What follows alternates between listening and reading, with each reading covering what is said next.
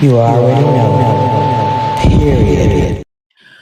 Welcome, welcome, welcome. I know it's been a while since you guys have seen me. I talked about that movie I talked about. It's been a minute, but I really want to talk about the 6888. Okay. Um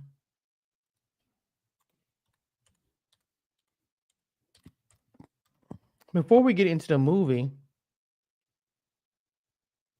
I want to talk about the 6888. The 6888 Central Postal Directorate Baton. So they renamed, of course, the 6888 was a black battalion, of the Women's Army Corps, WAC, had 855 women that was led by Major Charity Adams, was the only black U.S. Army Corps unit sent overseas during World War II. The group motto was no male, low morale, because at the time, think about it. If you're stuck out there, your family doesn't know what's going on, if you're dead or alive, your family worried about you, and all you see is mud and sweat and laying on the ground, and people around you are dying. Yes, and you're male, no mail's coming to you, so you don't know what's going on back home. Can you can you imagine having a letter that would boost your morale, make you feel okay, this is homes from mom, it's from, or even the care packages. They were sending food, all kind of stuff. And it wasn't getting to them. So the battalion was organized into 5 companies, headquarters, company A, B, C, and D. Most of them worked as postal clerks. There were cooks, mechanics, and all kind of things, positions. Because mind you, people thought that they couldn't do anything, unfortunately. During World War II, there was a significant shortage of soldiers who were able to manage the postal service for army overseas. And so they were using them to deliver other stuff instead of the mail. In 1944, Mary McLeod worked to get support of the First Lady, Eleanor Roosevelt, a role for Black women in the war overseas. Black newspapers, too, challenged the U.S. Army to use Black women in meaningful Army jobs.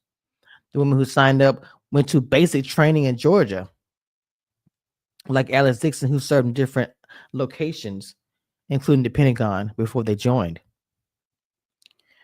In Great Britain, they left the United States February 3rd, 1945, sailing on their fast liner, arriving in France on February 12th.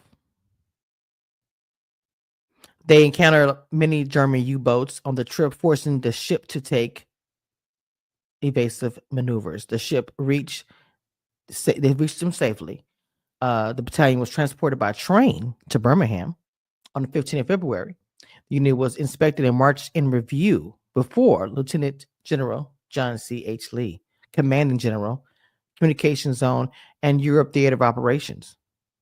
Major Robert McCall Littlejohn, Chief Quartermaster ETO, whose responsibilities included the mail. Army officials believed that undelivered mail was hurting morale. Many letters and packages had only the first name of the intended recipient and had commonly used names of nicknames. There was an estimate to be a backlog of 17 million items.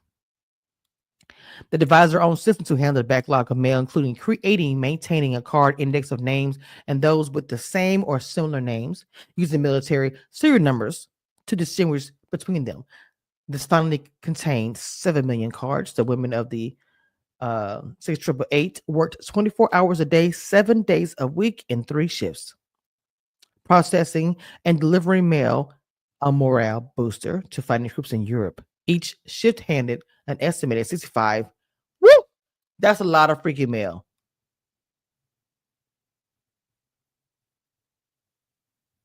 That's 65,000. That's a lot of mail. In total, the unit handled mail over 4 million military civilians and cleared backlogs in UK and France. Early in the operation, a white general attempted to send a white officer to tell them how to do it, but Major Adams responded, "Sir, over my dead body." By the time the same general visited the unit in France. His attitude had changed, and he appreciated the 688's accomplishments. The battalion finished what was supposed to be a 6-month task in 3 months in May 1945. Now, when I saw, and she stated,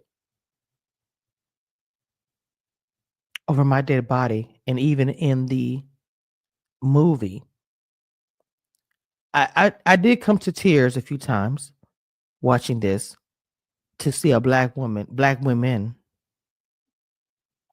overcome so much. Because as a black woman, I feel like we get beat down quite often in the world, and have supported, because even they mentioned not just white men, black men doubted everything that they did, doubted they could do anything. Women in general who can't, regardless of the race, there's always been an issue. Women can't do this, women can't do that. Just like Kamala, are we surprised that she didn't get the president? Nobody wants to see a woman running things, even when it's proven that it can be done by women. The battalion lived and worked in a temporary wooden building, King Edward School, which had been, sorry, and that there was all of it was shut down in 1939 in the British War to use for British armies. They confiscated it.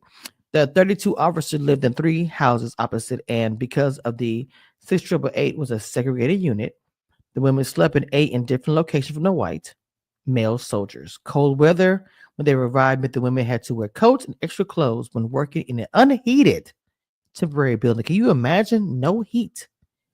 Some of the women felt the European local people treated them better than people did in the United States. However, there was evidence of sexist and racist treatment by male soldiers. A chaplain working in Birmingham caused problems for Adams, ordering her soldiers not to report to work, but to report to his office, causing them to be AWOL. Adams had to counsel him and let the women leave him alone, reminding him that she was in charge of the women's assignments. In France, the backlog in Birmingham had been dealt with.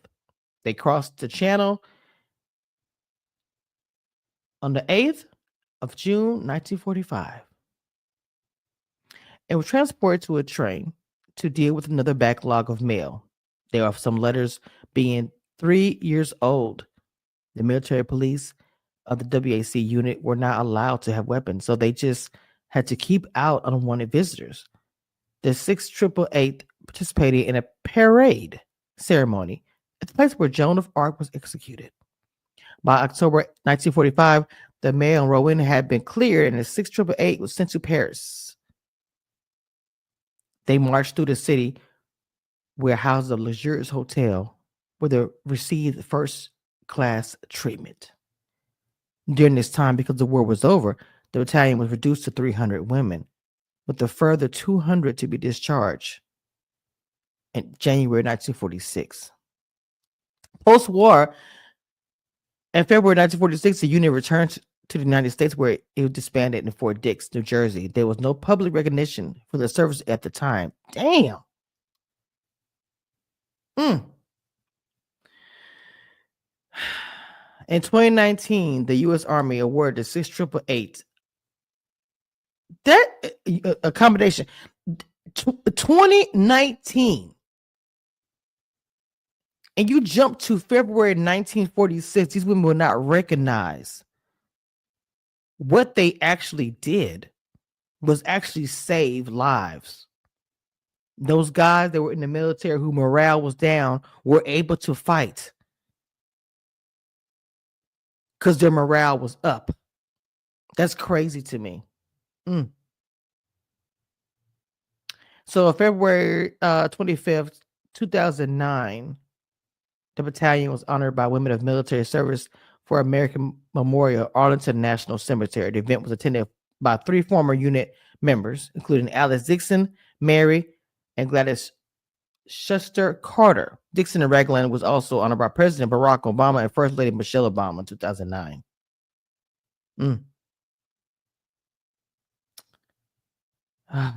Wow. Let's see.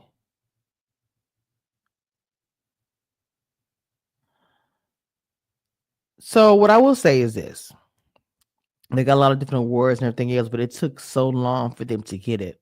And that's the part for me that is insane to, see all this. It is insane to me. Okay.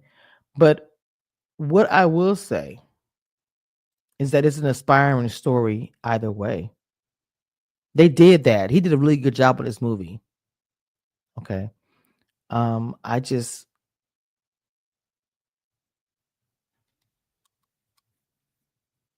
uh, it's just an amazing story, to be honest. Hmm. A lot of our history, unfortunately, with us involved, has not been told, and this was told correctly. For little girls to see 855 women in World War II, little black girls, and even little white girls, it doesn't matter. Girls, period. This whole situation had been brushed under the rug. A lot of people did not want people to know about this. People knew about it, but they didn't want to give them recognition even years later, which is sad.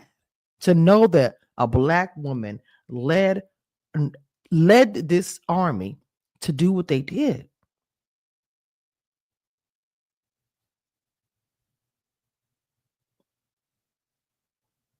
Hmm. So I would watch it. It was a very, very, very good movie. Story was told very well. When the